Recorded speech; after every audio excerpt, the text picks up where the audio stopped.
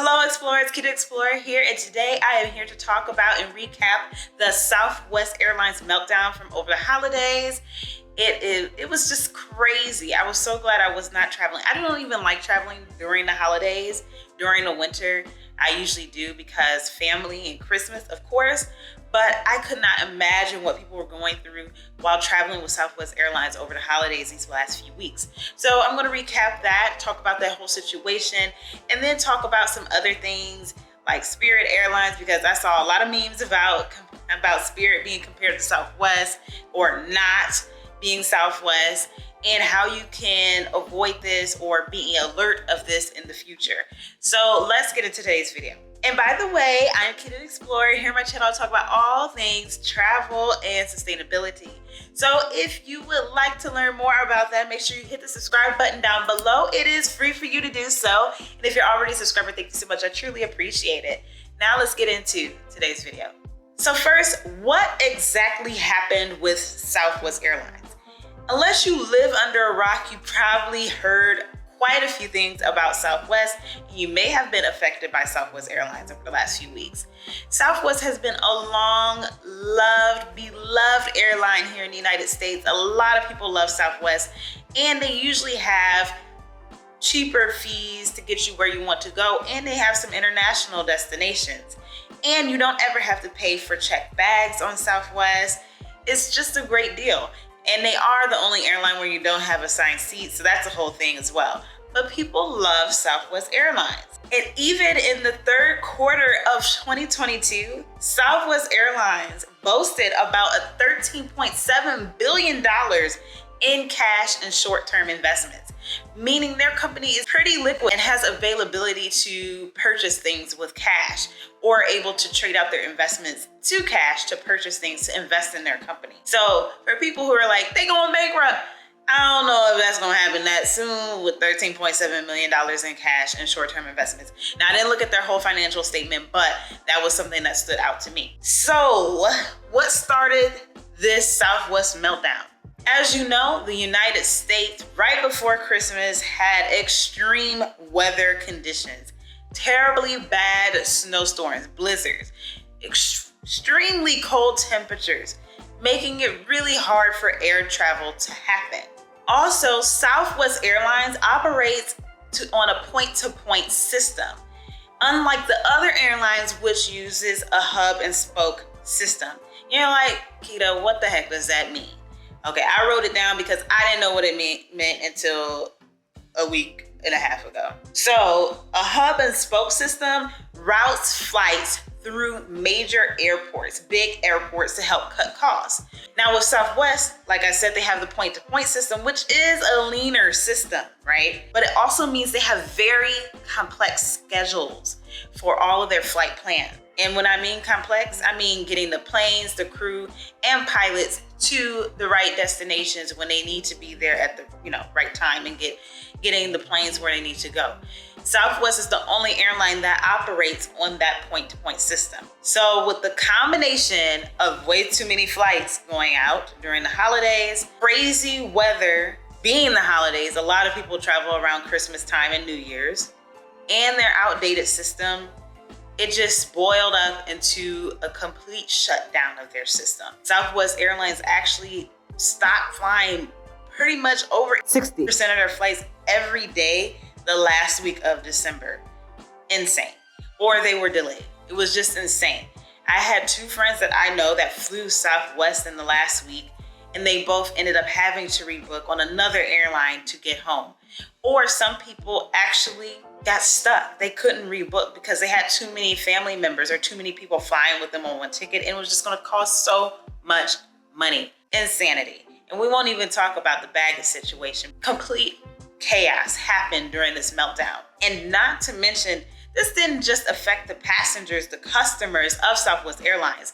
This also affected the employees. Employees were ready to work, pilots were ready to fly, but the system just got overwhelmed with all of the weather-related issues and their outdated systems. And Southwest Airlines actually released a statement on their webpage during the last week about travel disruption information.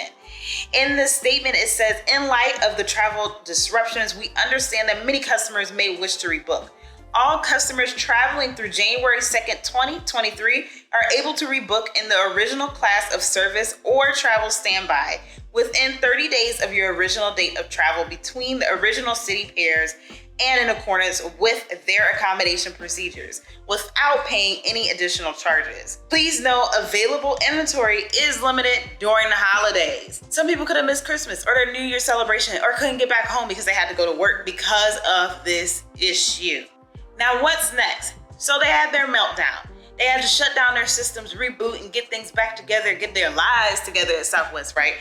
But what happened next? Of course, the CEO had multiple apologies like this one.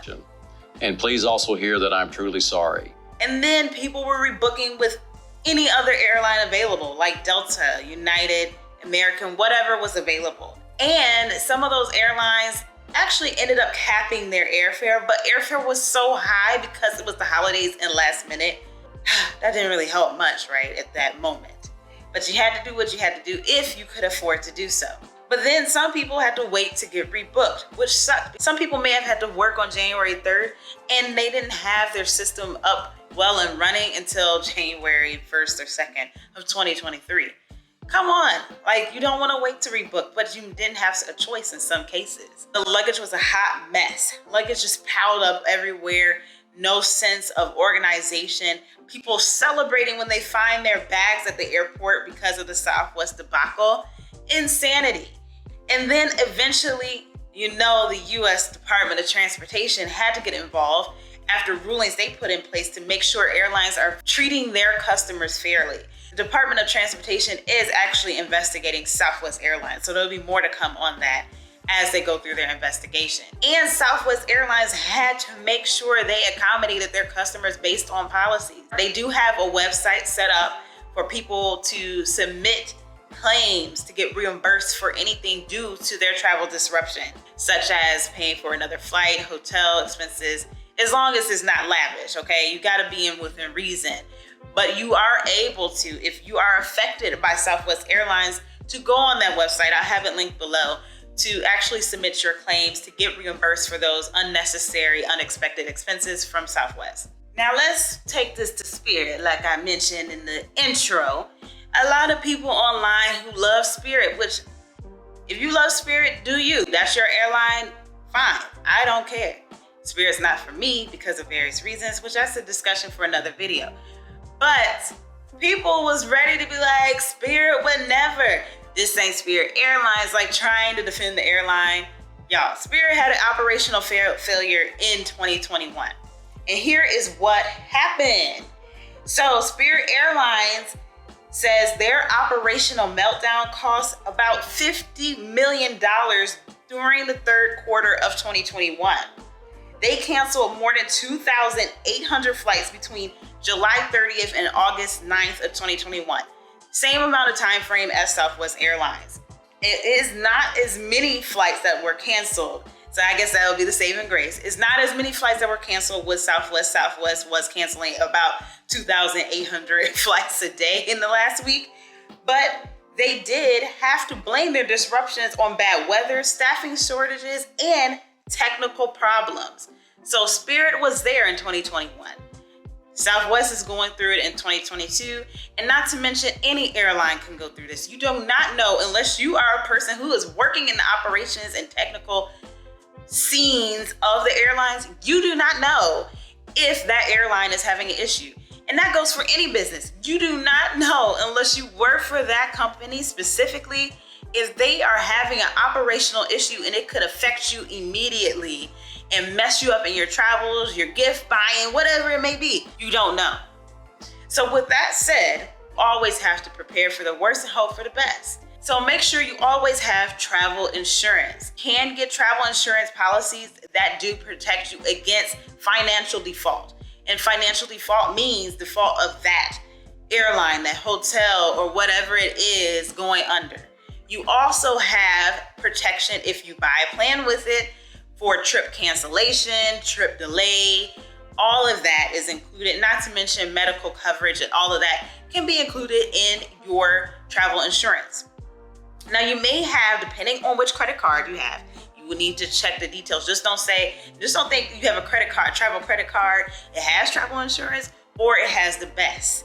So some travel credit cards may have insurance to cover trip cancellation or trip delays, but you have to make sure you book that travel on that credit card in order to get that insurance. And you need to make sure it has that coverage.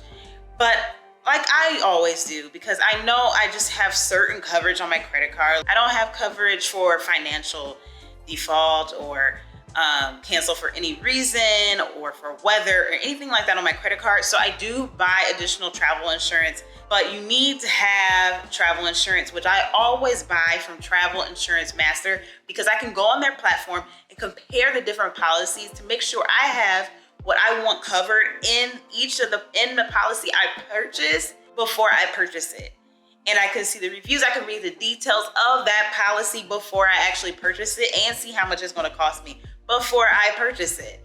So I do have an affiliate link for Travel Insurance Master if you're interested in buying insurance through there. Also, if you are traveling during the winter or any holiday season, make sure you have travel grace and flexibility, because you never know when something's gonna go wrong with weather or some type of shutdown or overwhelming the systems, because there is a lot of people traveling. And once one flight starts to cancel, things just start to trickle throughout the day and the week because the airline has to catch up.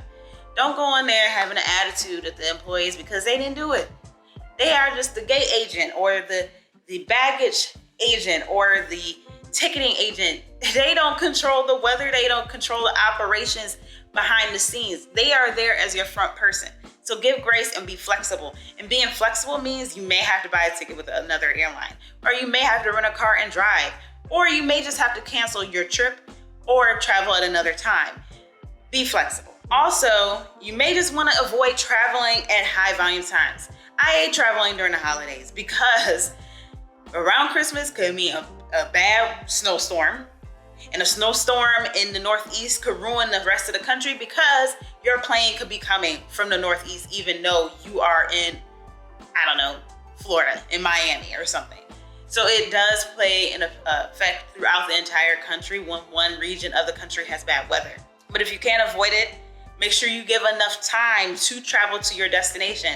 As for me, I traveled this holiday season, but I actually left the Sunday before Christmas. I didn't wait till a few days before, because I wanted to make sure if there was an issue, I had time to get to where I was going and deal with delays or cancellations, or even decide to drive, because I had 5-6 days before going into Christmas.